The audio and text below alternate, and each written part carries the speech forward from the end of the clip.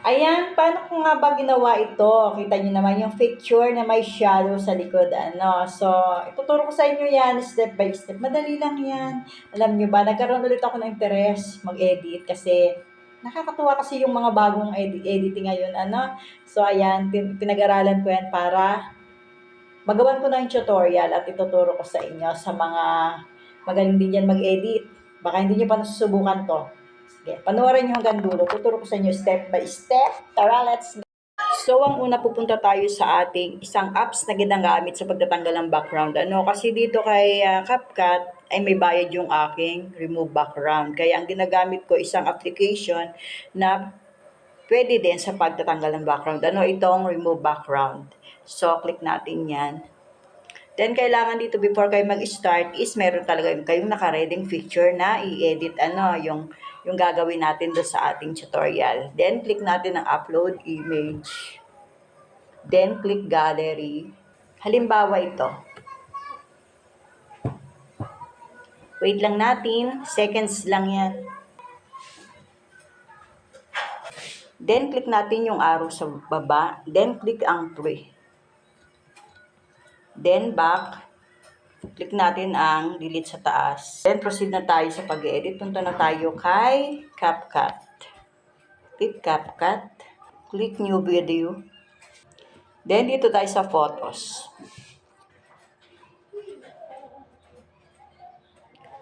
So, dito mayroon akong isang background na kinuha kay Google, ano, itong mountain ba? Mountain, click natin yan. Bahala na kayo kung anong background ang gusto nyong ilagay. Ano? Pwede man kayo mag-search sa Google kung wala kayong mga nakasave diyan. So, yan ay kakuha ko lang kay Google. Then, before natin yan i-edit, kailangan natin ma-aspect ratio muna yan. Ano? Click natin aspect ratio. Kailangan naka 9:16, then click check. Para maisakto natin yung image dyan sa magkabilang block na yan, sa taas at baba, click lang natin yung image. Then, gamitan lang natin dalawang daliri. Ayan na siya, ano. Then, hanapin natin ang overlay. Back. Overlay. Click overlay. Then, dito na tayo sa ating inalisan ng background. Click natin yan. Then, click add. So, ayan. Palalakihin natin yan. Depende sa inyo kung gaano kalaki yung gagawin nyo. Ayan, halimbawa, ganyan. So, para natin magawang shadow yan, habang nakaputi pa yung image, hanapin natin ang capacity. Capacity. Ayan. Then, ipod lang natin.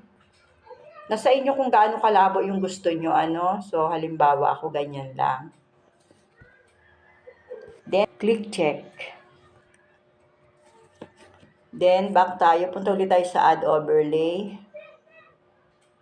Then, lagay ulit natin yung ating inalisan ng background. No? Then, click add. Ayan na siya. Pwede natin palakihin yan. Depende sa inyo kung ano yung style na gusto nyo. Pwede naman ganyan.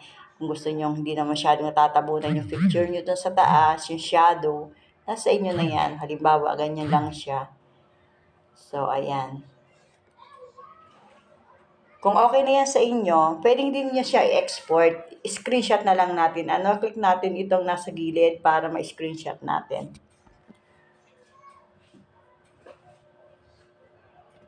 Then, back tayo kay gallery. Tingnan natin kay gallery. Ito na siya. I-crop natin para mawala yung nasa baba na itim, tsaka yung sa taas. Then, ayun. Then, click ang save.